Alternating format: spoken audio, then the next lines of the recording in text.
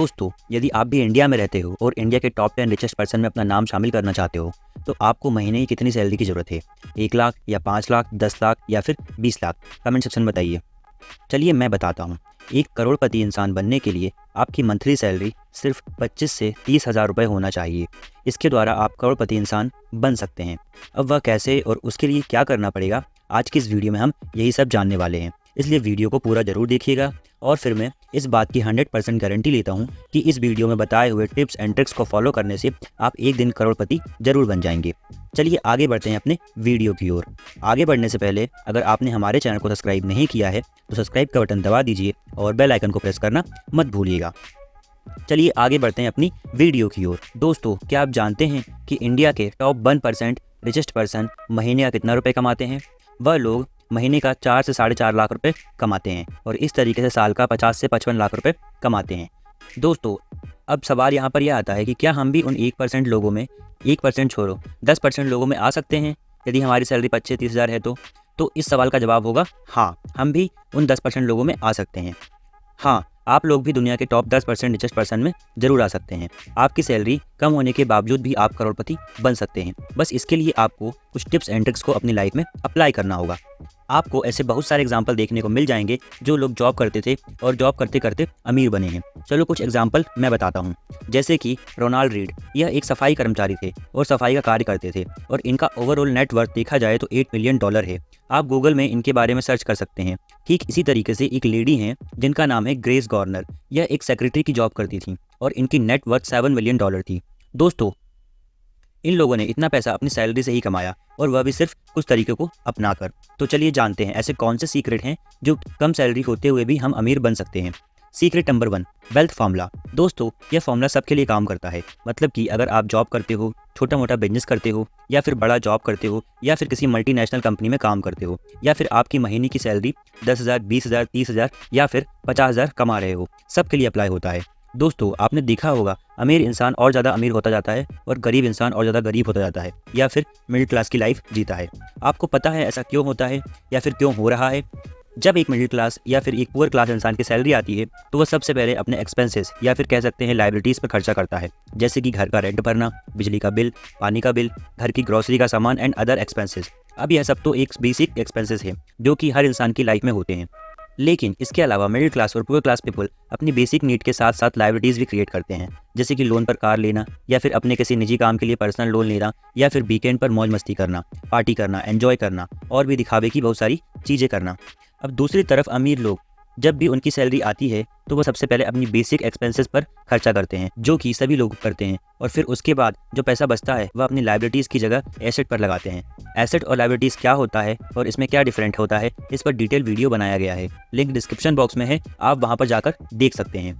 अब दोस्तों, rich class and middle class लोगों में डिफरेंस यह होता है कि मिडिल क्लास लोग उनके बेसिक एक्सपेंस के बाद जो पैसा बचता है उसके द्वारा लायबिलिटीज़ खरीदते हैं या फिर लायबिलिटीज़ पर पैसा खर्च करते हैं, और वहीं दूसरी तरफ रिच क्लास लोग एक्सपेंस खत्म होने के बाद बचे हुए पैसे को एसेट खरीदने में लगाते हैं या फिर उसके थ्रू पैसिव इनकम जनरेट करते हैं। पैसिव इनकम सोर्स बहुत सारे होते हैं जैसे कि stock, bond, real estate, business. Rich people अपने बाकी बचे हुए पैसे को इन एसेट्स पर इन्वेस्ट करते हैं, और कुछ अमीर लोग तो ऐसा भी करते हैं कि उनकी सैलरी आते से ही सबसे पहले अपनी SIP करते हैं। SIP मतलब सिस्टमैटिक इन्वेस्टमेंट प्लान। इस पर भी डिटेल वीडियो बनाया गया है, लिंक डिस्क्रिप्शन बॉक्स में है, आप जाकर देख सकते हैं। अब इस तरीके से देखा जाए तो एक मिडिल क्लास अपने बचे हुए पैसे से लायबिलिटीज़ क्रिएट करता है और एक रिच क्लास अपने बचे हुए पैसे से एसेट क्रिएट करता है, जिससे कि उसको और पैसा कमाने में हेल्प होती है। लायबिलिटीज़ क्रिएट करने से मिडिल क्लास के पास कुछ पैसा नहीं बचता, उनके सारे पैसे खर्च हो जाते हैं और बल्कि ऊपर से उनके ऊपर लोन भी हो जाता है। वहीं दूसरी तरफ रिच क्लास लोग इन्वेस्टमेंट करते हैं जिनके थ्रू वो अपनी पैसिव इनकम स्टार्ट कर देते हैं। जैसे कि यदि वे स्टॉक में इन्वेस्ट करते हैं तो उसके थ्रू उन्हें डिविडेंड मिलता है, उसका प्राइस बढ़ने से उन्हें प्रॉफिट होता है। बॉन्ड में इन्वेस्ट करते हैं तो उन्हें इंटरेस्ट मिलता है। रियल एस्टेट में रेंट इनकम होती है एंड बिजनेस से प्रॉफिट मिल रहा है। अब दोस्तों, हम यहाँ पर ऐसा नहीं बोल रहे कि हम अपने सारे पैसे सेव करें, अपने एक्सपेंसेस को बंद कर दें या फिर एंजॉयमेंट बंद कर दें। हमें यहाँ पर सिर्फ इतना करना है कि हमारी सैलरी का 30% अमाउंट सेव करना है और उसे इन्वेस्ट करना है। आप अपनी लाइफ में एंजॉयमेंट करो, पार्टी करो, अच्छे से लाइफ जियो, बट कुछ पैसा सेविंग करके उसे इन्वेस्ट जरूर करो। आप एक रूल बना सकते हो कि आप महीने में 1000 से 2000 रुपये अपने एंजॉयमेंट में खर्च करोगे और 5 से 6000 इन्वेस्टमेंट पर। अब इस तरीके से आपकी सैलरी जितनी भी हो, आप महीने का 30% एक फिक्स रूल बनाकर डिसिप्लिन होकर इन्वेस्टमेंट करोगे। हम सभी लोग ये सोचते हैं कि हमारी सैलरी कम है, लेकिन ऐसा नहीं है। हमारी सैलरी जितनी भी है ठीक है, बस हम पैसों को सेव करके इन्वेस्ट नहीं करते, बस अपनी लाइबिलिटीज़ और एक्सपेंसेस बढ़ाते जाते हैं। और हम सभी ये सोचते हैं कि हमारी सैलरी अभी 15,000 है, जब हमारी सैलरी 30,000 हो जाएगी तब हम इन्वेस्टमेंट करना स्टार्ट करेंगे, और यह हमारी लाइफ की सबसे गलत डिसीजन होता है। यदि आपने अपने पैसे को सेव करके इन्वेस्ट नहीं किया तो आगे चलकर आपको अपनी लाइफ में पछताना पड़ सकता है। इसलिए हमें कोशिश करना चाहिए कि हमारे पास जितना भी अमाउंट हो उसमें से पैसा बचाकर हम उसे इन्वेस्ट जरूर करें। अब आपको इन्वेस्टमेंट ऐसी जगह करना है जहां पर आपके इन्वेस्टमेंट पर रिटर्न इन्फ्लेशन रेट से ज़्यादा हो। मतलब कि प्रेजेंट टाइम में देखा जाए तो इंडिया का इन्फ्लेशन रेट 7 से 8% है। तो आपको ऐसी जगह इन्वेस्ट करना है जहाँ पर आपको सालाना कम से कम 12 से 15% रिटर्न जरूर मिले। अब चलिए जानते हैं कि हम कहाँ पर इन्वेस्ट कर सकते हैं। तो सबसे पहले हम स्टॉक में इन्वेस्ट कर सकते हैं। आप निफ्टी 50 इंडेक्स के अंदर देखोगे, वहाँ पर आपको 50 कंपनियाँ मिलेंगी जो कि 50 टॉप कंपनियाँ होती हैं। हम इन कंपनियों में भी इन्वेस्ट कर सकते हैं। अब निफ्टी 50 क्या है, इंडेक्स क्या होता है, इसका वीडियो का लिंक डिस्क्रिप्शन में है, आप वहाँ पर जाकर देख सकते हैं। इसके अलावा हमें SIP का भी ऑप्शन मिलता है, और प्रेजेंट टाइम में मार्केट में ऐसी बहुत सी SIP अवेलेबल हैं जो कि बहुत अच्छा रिटर्न दे रही हैं, और इसमें हमें कोई भी रिसर्च नहीं करनी होती, कुछ भी दिमाग नहीं लगाना होता। सिर्फ एक अच्छा सा SIP प्लान सिलेक्ट करके उसमें हर महीने कुछ अमाउंट इन्वेस्ट करना होता है। बाकी का सारा काम SIP मैनेजमेंट कंपनियां करती हैं। दोस्तों, यदि आपने निफ्टी 50 के इंडेक्स को देखा होगा तो लास्ट 30 साल में उसने 15% से भी ऊपर का सालाना रिटर्न दिया है। और यदि 30 साल पहले आपने अपना कुछ पैसा उसमें इन्वेस्ट किया होता और इन्वेस्ट करते रहते तो आपको हर साल 15% तक का रिटर्न मिलता, जिससे कि आपका पैसा आज की डेट में कई गुना हो जाता। इसलिए दोस्तों, आप जितना जल्दी इन्वेस्टमेंट स्टार्ट करोगे आपके पैसे उतना ज़्यादा ग्रो होने के चांसेस हैं। हम जितना कम एज में इन्वेस्टमेंट स्टार्ट करेंगे उतनी ही जल्दी रिच बन सकते हैं और हमें आगे चलकर बहुत ज़्यादा रिटर्न मिल सकता है। यहाँ पर आप स्क्रीन पर देख सकते हो कि एक चार्ट है। यदि आपको 60 की उम्र में करोड़पति बनना है तो आपको अपनी 20 की उम्र में हर महीने 500 रुपये इन्वेस्ट करना होगा, जिस पर आपको 15% रिटर्न मिल सकता है। अब इस तरीके से आप 40 साल लगातार इन्वेस्ट करते हो, मतलब कि अपनी 60 की उम्र तक इन्वेस्ट करते हो, तो आपके पास टोटल 1,57,00,000 के समथिंग रुपए होंगे आपकी 60 की उम्र में। और ठीक इसी तरीके से यदि आप 30 साल की उम्र में इन्वेस्टमेंट स्टार्ट करते हो तो आपको हर महीने 2,000 रुपये इन्वेस्ट करना होगा, जिस पर यदि आपको 15% रिटर्न मिलता है तो 60 साल की उम्र में आपके पास 1,40,19,641 रुपये होंगे। ठीक इसी तरीके से यदि आप 40 साल की उम्र में इन्वेस्टमेंट स्टार्ट करते हो तो आपको हर महीने 10,000 रुपये इन्वेस्ट करना होगा। तो इस तरीके से यदि 15% रिटर्न मिलता है तो आपके पास 60 की उम्र में 1,51,59,550 रुपये हो जाएंगे।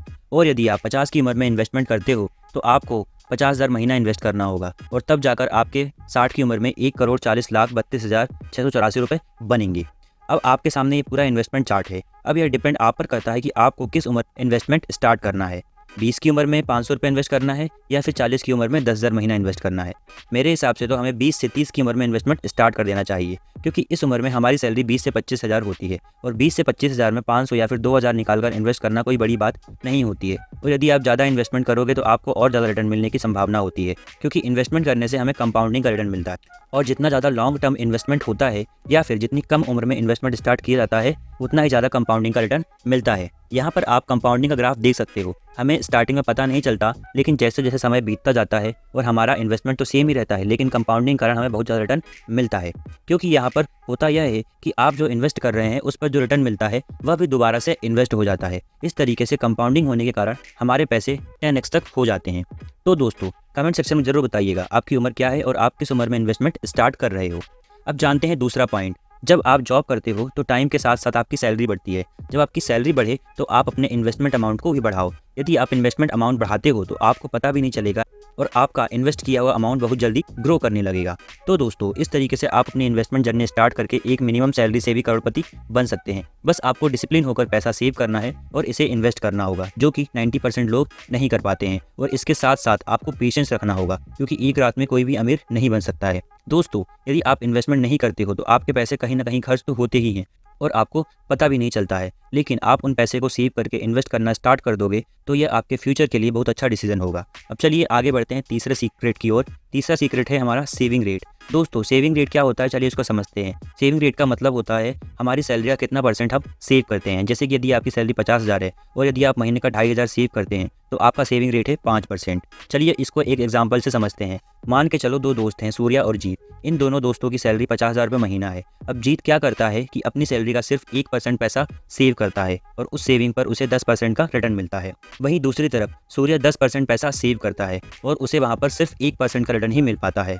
तो चलिए अब 30 साल बाद हम दोनों का रिटर्न देखते हैं। तो अब जीत का देखा जाए तो 50,000 का 1% यानी कि 500 बनता है और इस तरीके से 30 साल बाद जीत के पास 11,39,636 रुपये सेव होते हैं। और सूर्या सेव करता है 10%, लेकिन उस पर उसको रिटर्न सिर्फ 1% ही मिलता है। तो इस तरीके से वह हर महीने 5,000 सेव करता है और 30 साल बाद उसके पास 20,99,890 रुपये होते हैं।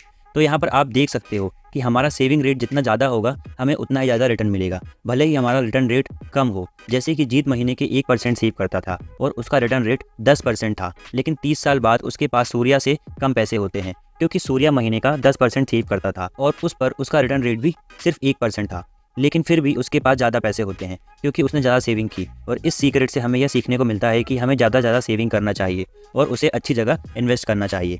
अब दोस्तों, इन्वेस्टमेंट के लिए मैंने आपको रास्ता बताया है। आप डायरेक्ट स्टॉक में भी इन्वेस्ट कर सकते हो, रियल एस्टेट में भी इन्वेस्ट कर सकते हो, बिजनेस में भी इन्वेस्ट कर सकते हो, और यदि आपको इतना मेहनत नहीं करना है, इतना दिमाग नहीं लगाना है, तो आप सिंपल म्यूचुअल फंड में SIP भी स्टार्ट कर सकते हो, जहाँ पर आपको मेहनत नहीं करना होता, सारी मेहनत म्यूचुअल फंड कंपनी को करना होता है। और म्यूचुअल फंड में इंडेक्स फंड भी होता है, आप उन फंड्स में भी इन्वेस्ट कर सकते हो।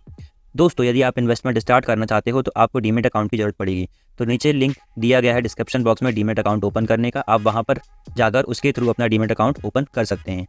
तो दोस्तों, आज की इस वीडियो की समरी देखा जाए तो सिंपल आपको अपने लिए एसेट बनाना है, मतलब कि आपको ज़्यादा से ज़्यादा पैसे सेव करके उसके थ्रू एसेट जनरेट करना है, चाहे वह स्टॉक के थ्रू हो, रियल एस्टेट के थ्रू हो या फिर SIP के थ्रू हो, जिससे कि आपको पैसिव इनकम स्टार्ट हो जाएगी और इन फ्यूचर आप जल्दी से रिच बन जाओगे और आपको अपने रिटायरमेंट की टेंशन नहीं होगी।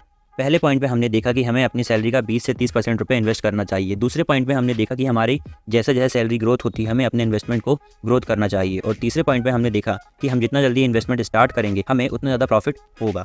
तो दोस्तों, आशा करते हैं कि आज की इस वीडियो में आपको बहुत कुछ सीखने को मिला होगा। वीडियो कैसा लगा कमेंट सेक्शन में ज़रूर बताइएगा और वीडियो अच्छा लगा हो तो वीडियो को लाइक करना मत भूलिएगा। आज की वीडियो बस इतना ही, मिलते हैं अगली नई नॉलेजफुल वीडियो के साथ।